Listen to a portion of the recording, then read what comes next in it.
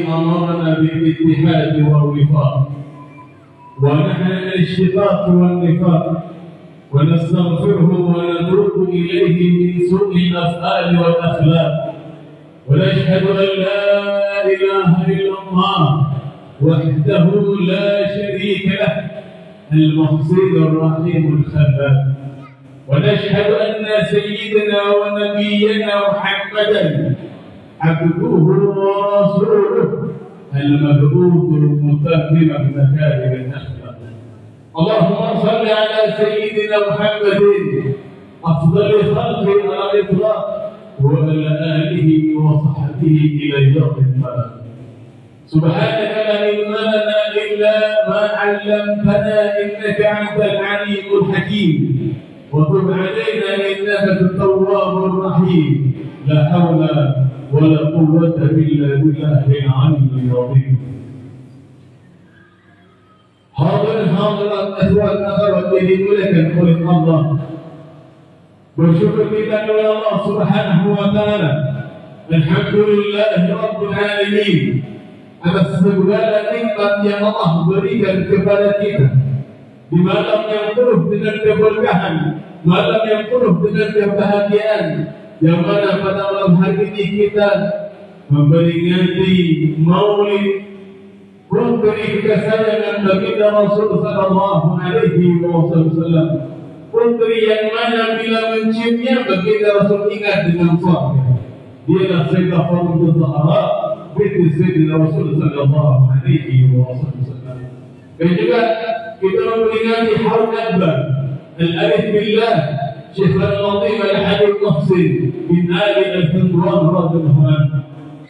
Besar harapan kita kepada Allah Subhanahu wa taala, semoga apa yang kita kerjakan ini mendapat nilai indah dari Allah Subhanahu wa taala. Allahumma shalli ala sayyidina Muhammad wa ala alihi wa sahbihi wa sallam. Pertama-tama yang sama-sama kita muliakan, kita ta'zimi, kita hormati, kita sayangi, kita banggakan, kita muliakan kepada akhirul kiram Al-Habib Ali Hilmi Farnadi bin Amin bin Muhsin bin Ali bin Salim bin Hasan bin Abdullah Al-Hindwan. Semoga Allah Subhanahu wa ta'ala panjangkan umur beliau. Semoga Allah Subhanahu wa ta'ala jadikan beliau panutan kita untuk berjalan kepada Allah Subhanahu wa ta'ala. Semoga Allah angkat segala penyakit beliau, Allah tinggikan derajat beliau, Allah kabulkan semua hajat-hajat beliau tanpa terkecuali, dan Allah Subhanahu wa ta'ala senangkan beliau dunia dan akhirat. Pertama, saya ingin mengucapkan ribuan terima kasih kepada akhirul kiram.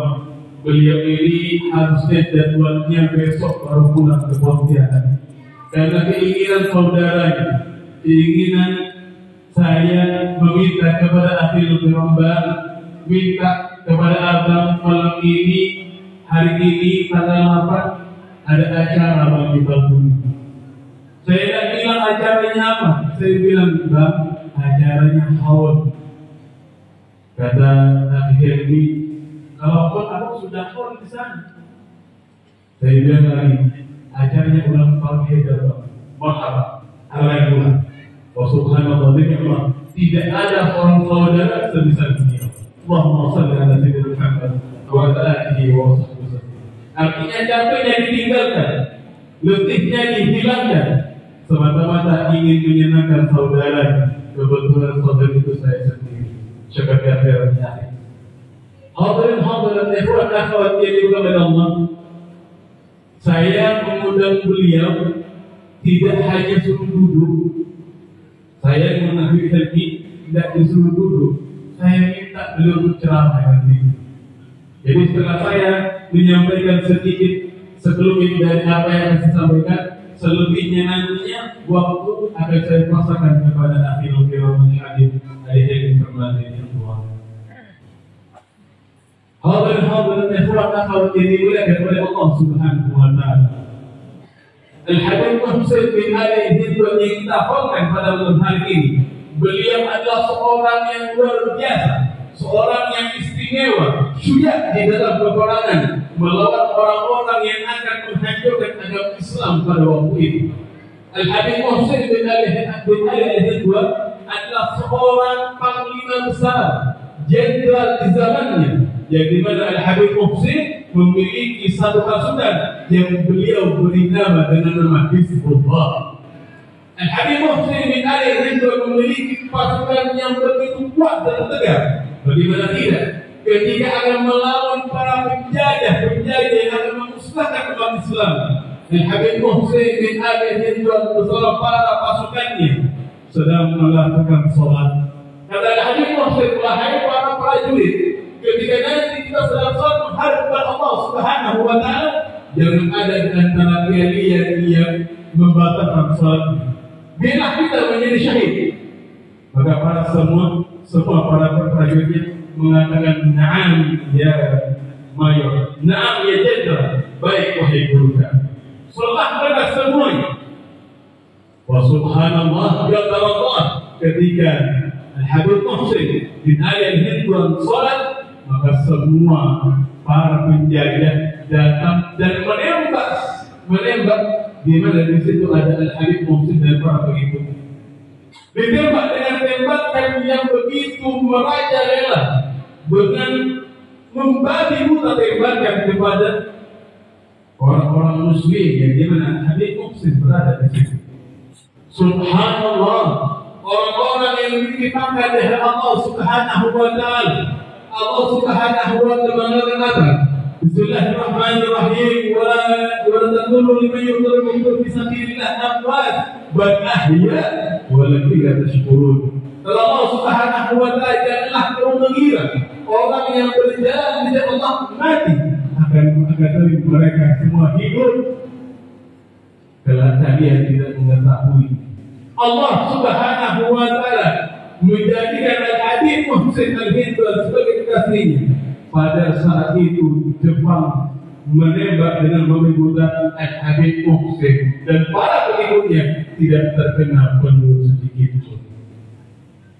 Al-Habib Muhsin adalah karamah yang dimiliki oleh Al-Habib Muhsin bin Ali. Bukan hanya itu, karamah dari Al-Habib Muhsin bin Ali radhiyallahu anhu, ketika Al-Habib Muhsin mengatakan kepada ada seorang penantang, dia akan membawa beca, mengatakan wahai fulan, antara kamu pesan. Si beca agak jauh dari Al-Habib Muhsin. Beliau mengatakan antara pesan. Saat mengundurkan becanya, maka si beca ingin menggerutu, ngomong dalam mulutnya, apa sih aku lagi jaga. Maka tadi karena orang ini butuh dengan uang, maka dinaikkan. Naik Al-Habib Muhsin bin Ali Al-Hidwan radhiyallahu anhu. Pada saat sampai di tempat tujuan, maka Al-Habib Muhsin berkata kepada mereka, hati-hati. Kalau kemudian kembalilah Al-Habib Muhsin bin Ali Al-Hidwan, tak lama dari itu orang yang membunuh kepada Al-Habib Muhsin terjadi kecelakaan hebat.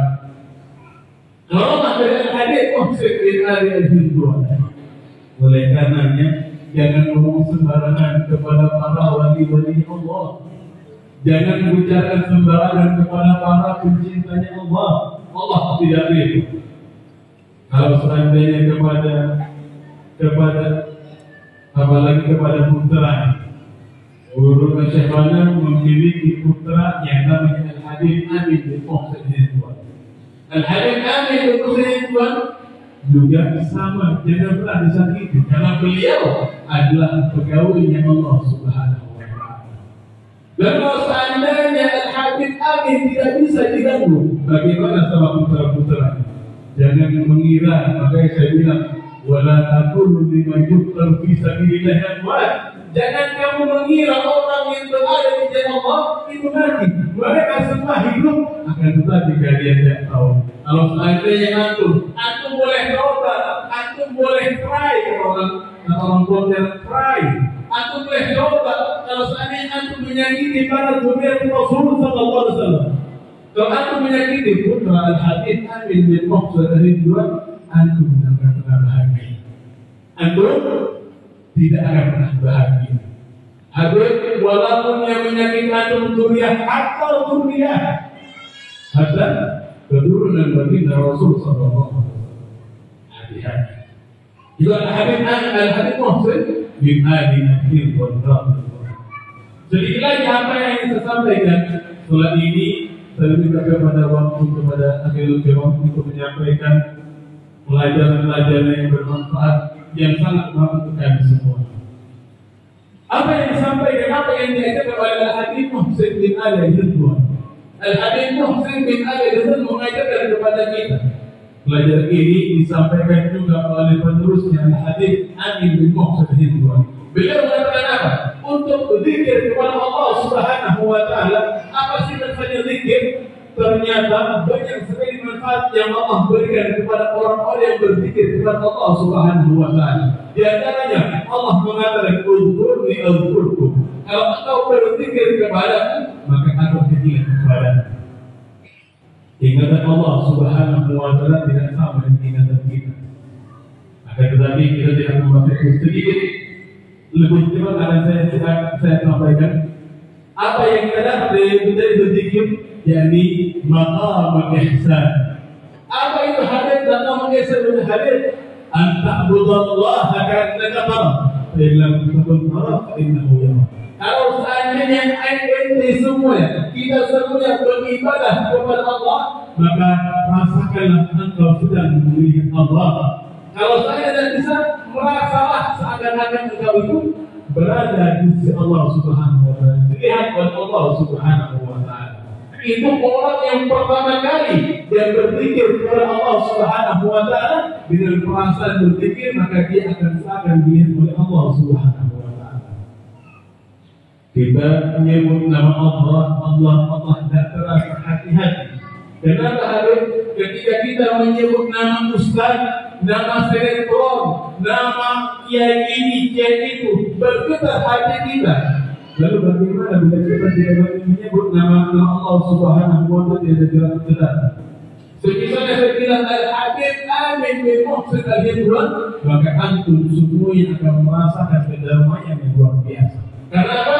Karena di situ ada nama orang yang antum cinta. Al-Habib Amin bin Muhsin Al-Ridwan, Al-Habib Muhsin bin Ali Al-Ridwan adalah nama orang-orang yang antum cinta. Orang yang cinta pasti memiliki pasti akan ingat orang yang dicinta. Oleh karena itu, bila kita menyebut nama Allah Subhanahu wa Ta'ala, maka dia akan mendapatkan maqam ihsan.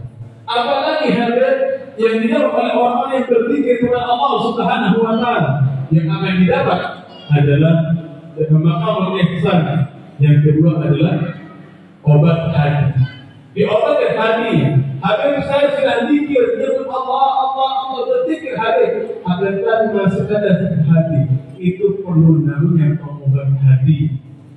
Mungkin dari cara kita berwudu kita salah, dalam istighfar kita salah, zikirnya kita salah, menyebut Allah yang kita salah. Mungkin karena itu sehingga kita saat menyebut nama Allah tidak ada mengingat apa pada diri kita. Oleh karena itu kita ubah semua. Kita ubah dan buat semua. Dan yang ketiga adalah anak-anak kita Al-Habib Muhsin Al-Ridwan. Orang yang berzikir maka dia akan mendapatkan husnul khatimah. Semua orang ingin mendapatkan namanya husnul khatimah. Siapa yang mau mati dalam keadaan husnul? Bagaimana Habib?